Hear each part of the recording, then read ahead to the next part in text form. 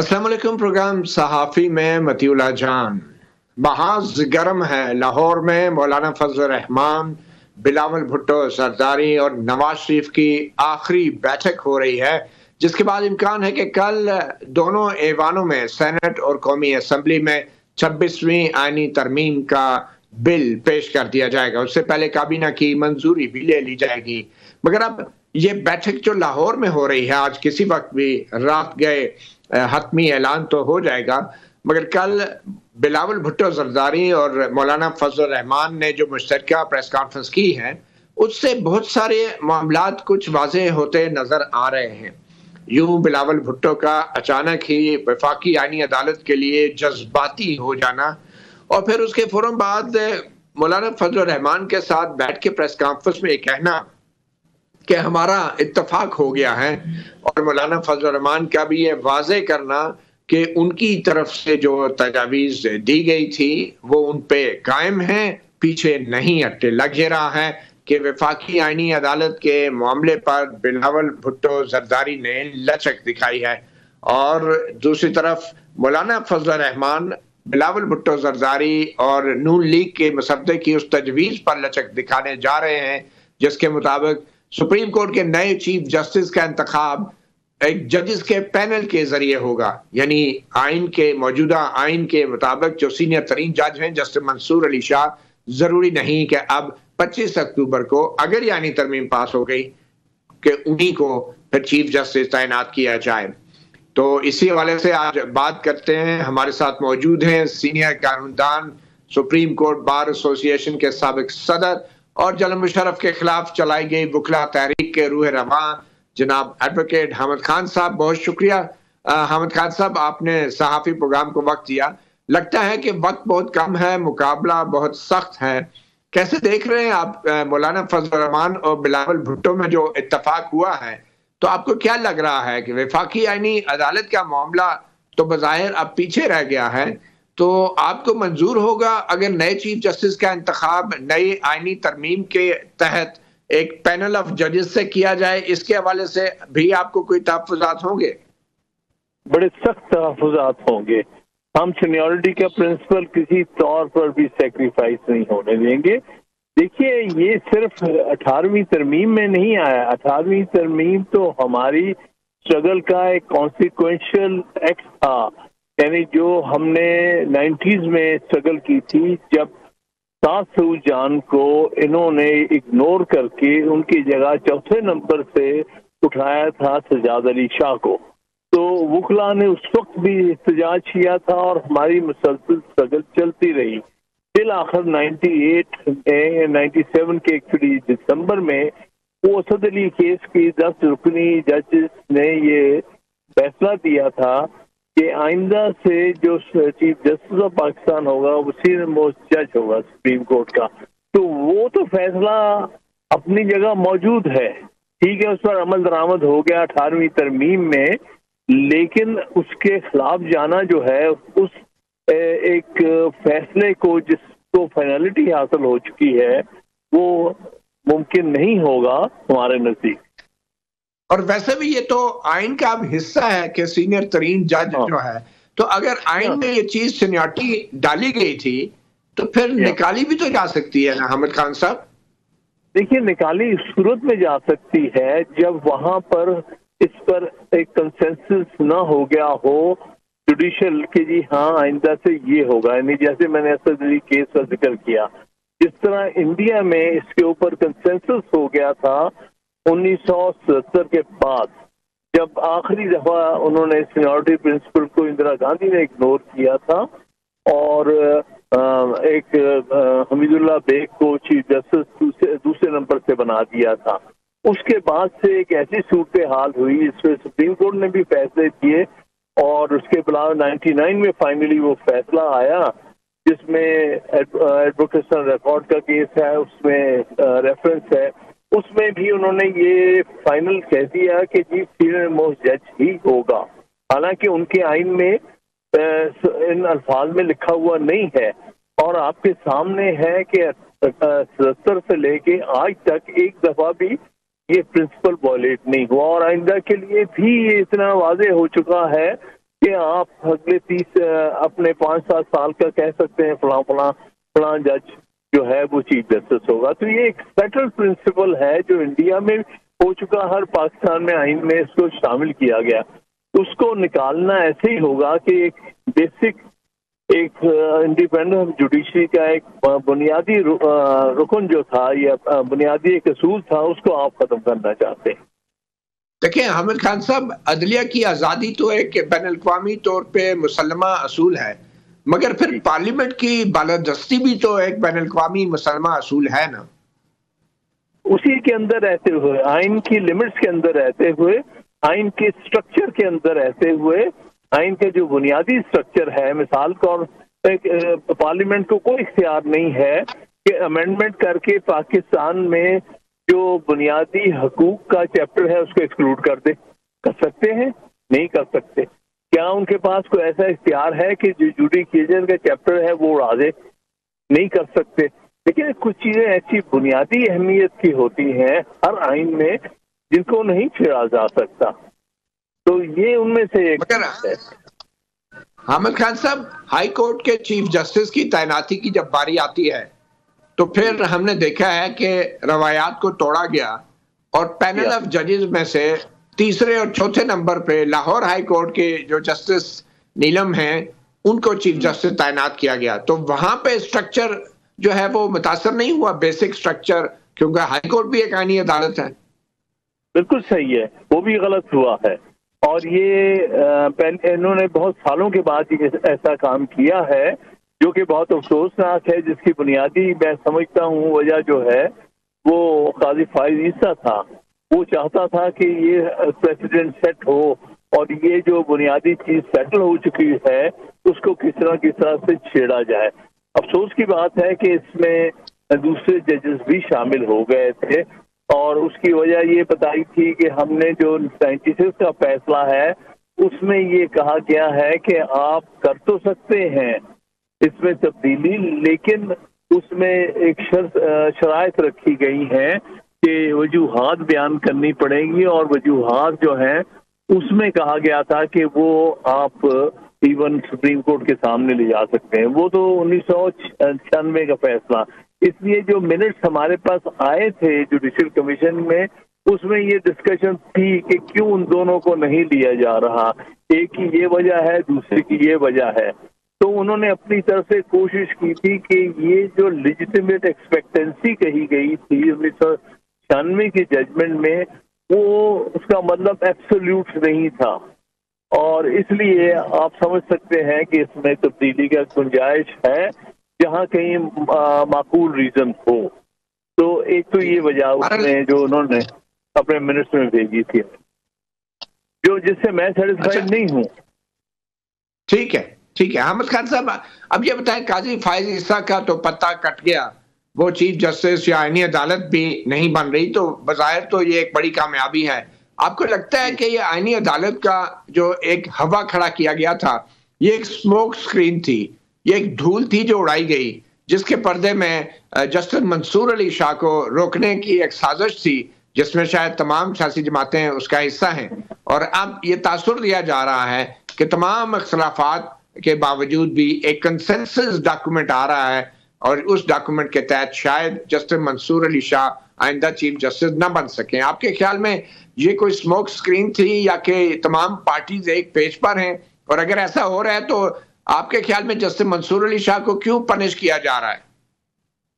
بظاہر تو اس کا ایک ہی قصور نظر آتا ہے, جو اس نے ریزرو سیٹس والی ججمنٹ دی ہے وہ ہماری دونوں بڑی سیاسی جماعتیں جنہوں نے سیٹیں ادھر ادھر سے کھسکائی ہیں دوسروں کی, ان کا اصل میں سارا مسئلہ ہے.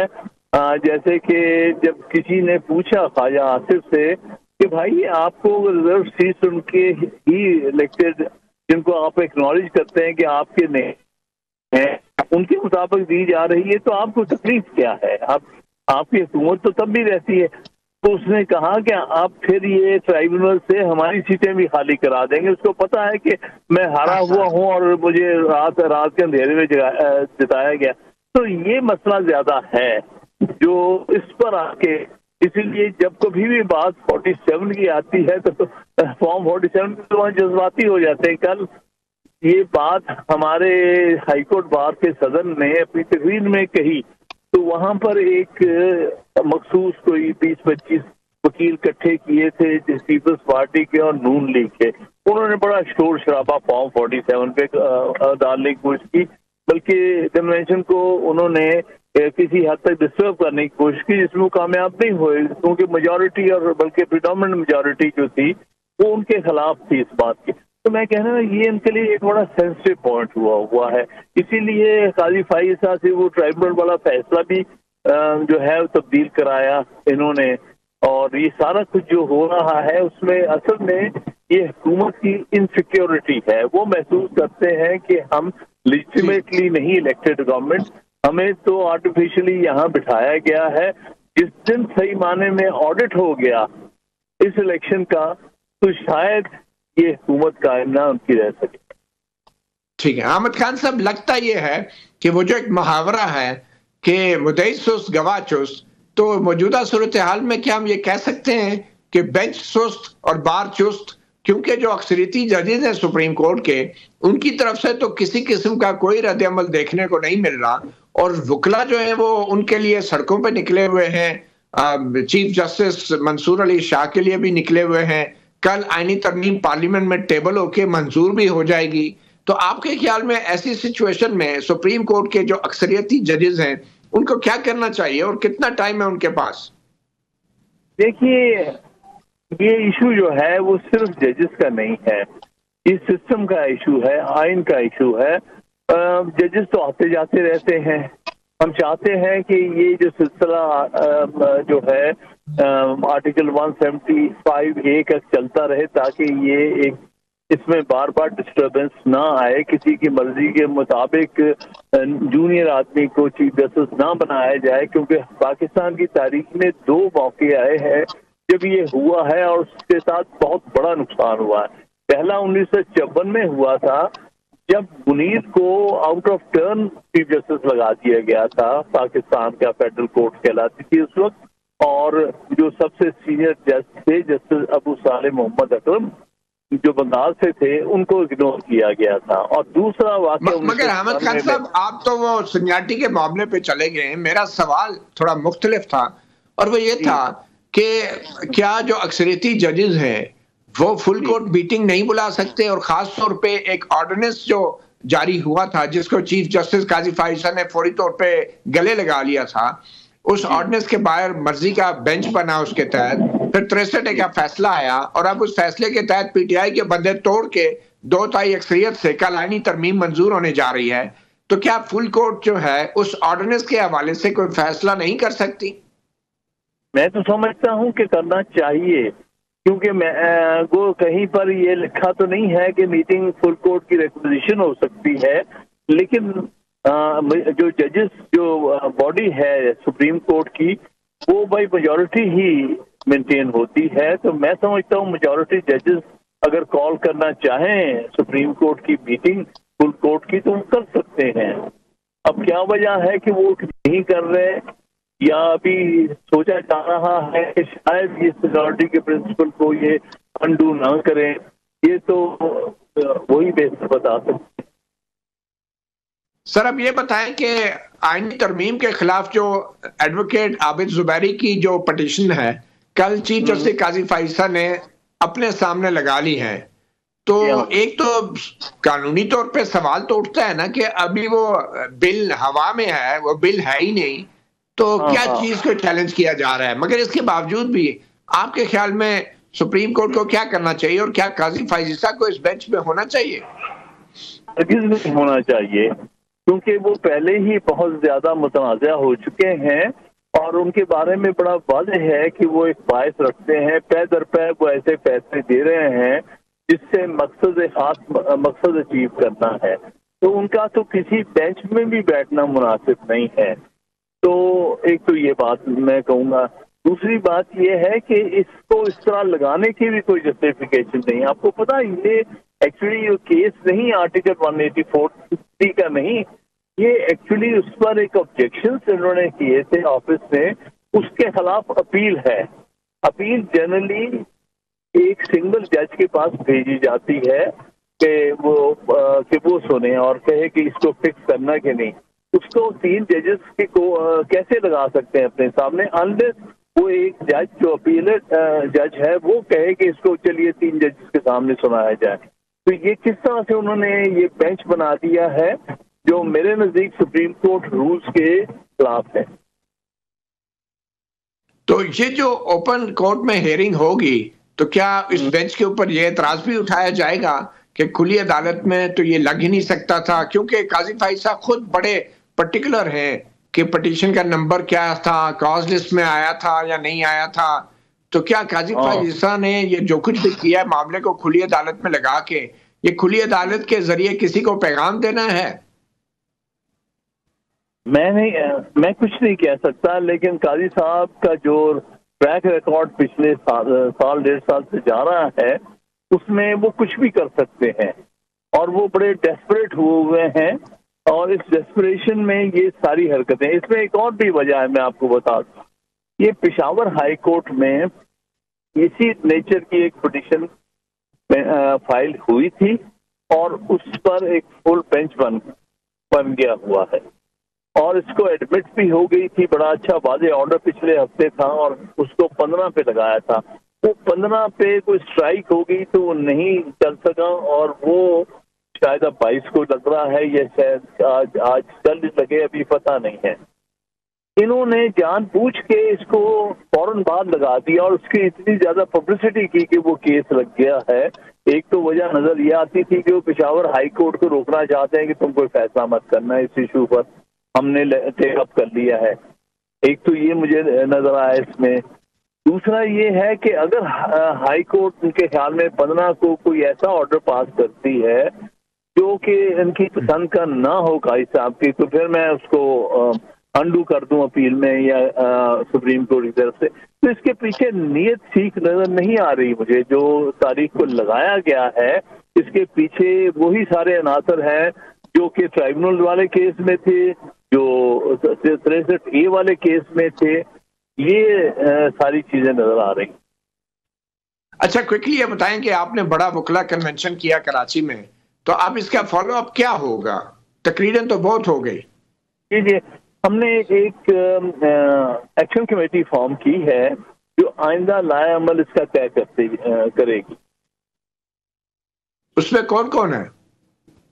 اس میں بیس نمائندے ہی ہیں جو ہائی کورٹ بار کے پریزیڈنٹس ہیں جنہوں نے یہ کنونشن وغیرہ ہولڈ کرنے میں کی کردار ادا کیا، یا بار کاؤنسلز کے جو ہیں وہ ہیڈ ہیں اس میں.